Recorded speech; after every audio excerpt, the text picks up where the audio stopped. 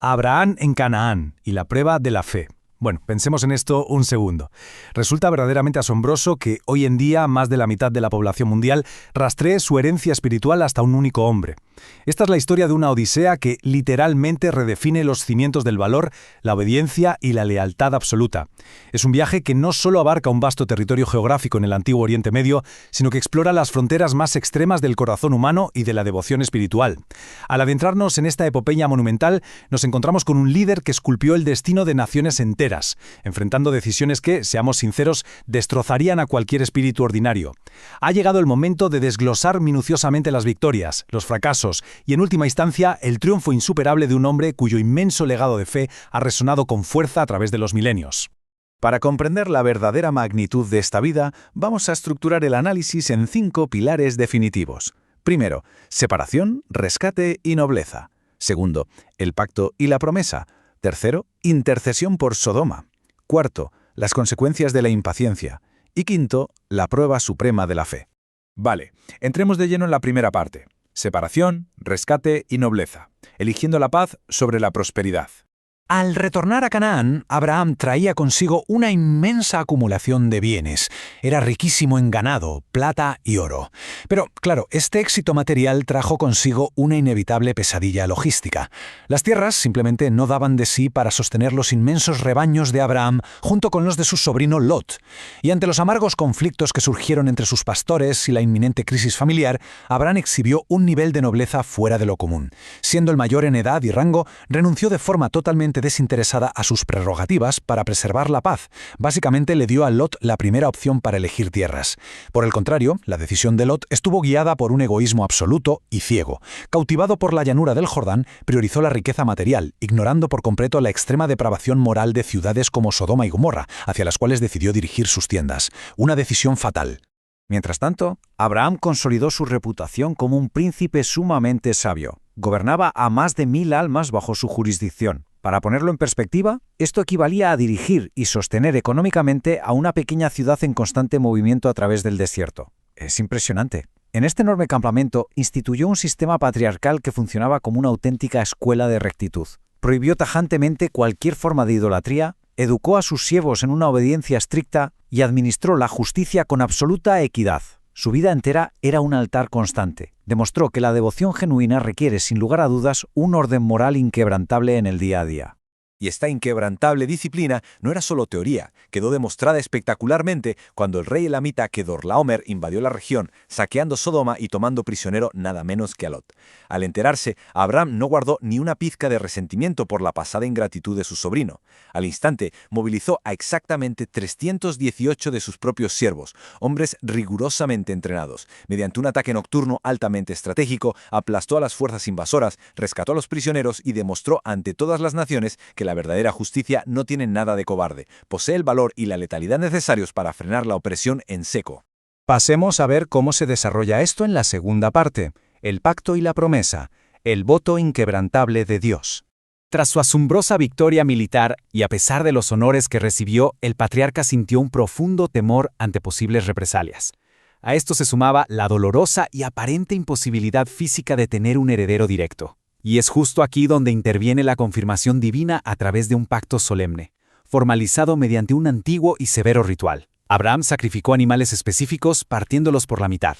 Al caer el sol, una oscuridad abrumadora lo sumió en un sueño profundo y aterrador. Fue entonces cuando presenció una visión majestuosa, un horno humeante y una antorcha de fuego pasando entre las víctimas divididas. Este acto tan visual y contundente representaba una garantía inquebrantable por parte de Dios. Años después, esta promesa culminaría con un cambio de identidad, transformando a Abraham en Abraham, el padre de una multitud de naciones.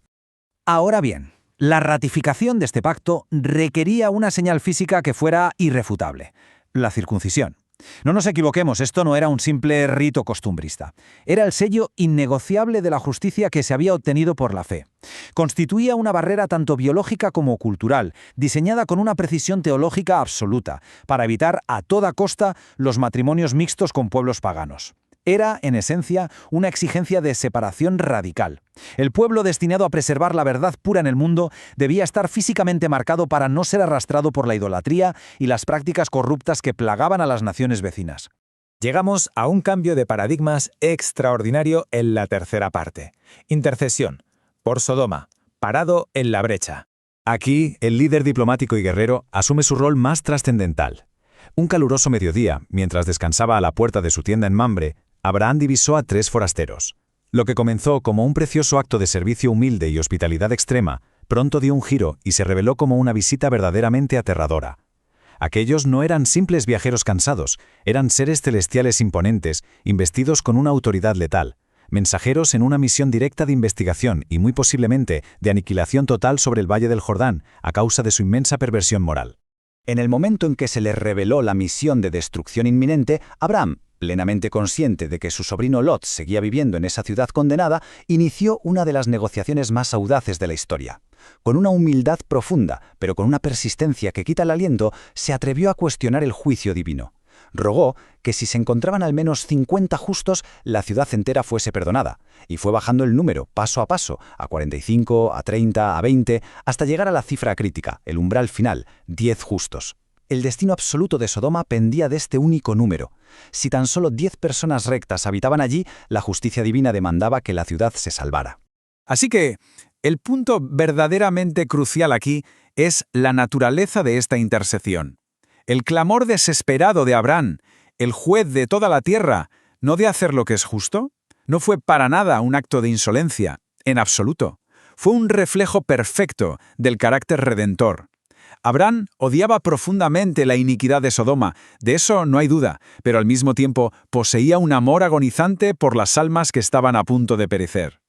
Esta actitud de pararse en la brecha funciona como un espejo impecable de lo que sería la futura intercesión de Cristo, quien, cargando el peso atroz de la humanidad, suplicaría por el perdón de un mundo hostil y al borde de la destrucción.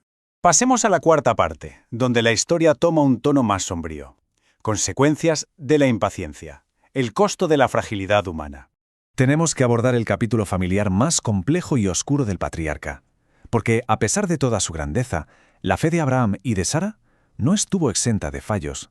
La tremenda ansiedad por conseguir un heredero culminó en un lapso de fe catastrófico.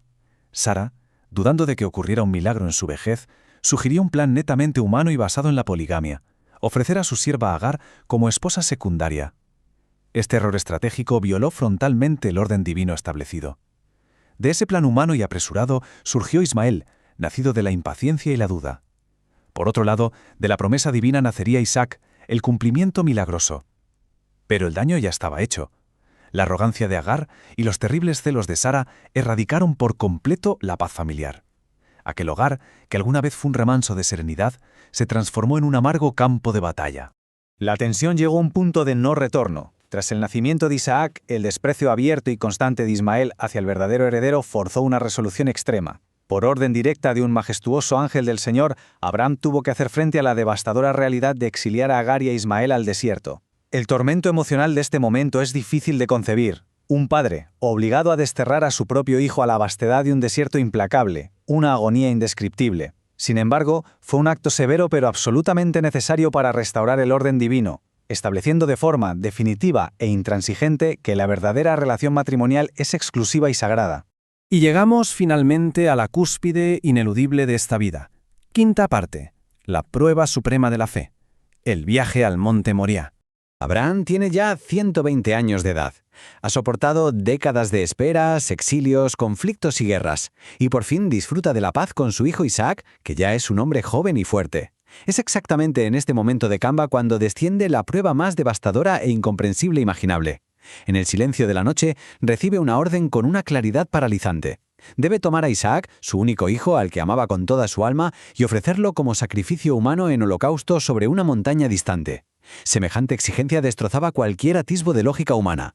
Contradecía de frente la promesa de que su descendencia llenaría la tierra y, lo que es más, chocaba violentamente contra las propias leyes divinas que prohibían derramar sangre inocente. Era un mandato que, literalmente, amenazaba con apagar con sus propias manos la única luz de su vejez. A la mañana siguiente, sin pronunciar ni una sola queja y sin informarle de nada a Sara, Abraham, Isaac y sus siervos iniciaron un macabro viaje de 3 días hacia Moriah. Podemos imaginar que fue un trayecto de un silencio sepulcral, marcado por un tormento psicológico absoluto. A cada paso que daban, las fuerzas del adversario y los ataques espirituales más crueles bombardeaban sin piedad la mente del anciano. Le susurraban al oído dudas envenenadas, diciéndole que estaba cometiendo un error garrafal, que se iba a convertir en un vulgar asesino repudiado por todos. No obstante, Abraham repelió todos y cada uno de estos asaltos demoníacos, aferrándose a un razonamiento sencillamente asombroso. Si Dios le había concedido a este hijo del vientre muerto de Sara, entonces ese mismo Dios tenía el poder absoluto de resucitarlo de las cenizas del altar. Ahora, lo que resulta verdaderamente cautivador de esta escena es el impacto devastador que tiene la pura inocencia. Al llegar a la base, dejaron a los siervos atrás y comenzaron a ascender la montaña solos. Y fue allí donde Isaac hizo la pregunta que sin duda alguna tuvo que desgarrar el alma de su padre. «Padre mío, he aquí el fuego y la leña, mas ¿dónde está el cordero para el holocausto?». Esas palabras, cargadas de una confianza ciega, pronunciadas precisamente por el hijo que estaba a punto de ser ejecutado, constituyeron el punto de presión emocional y psicológica más alto de toda esta odisea monumental.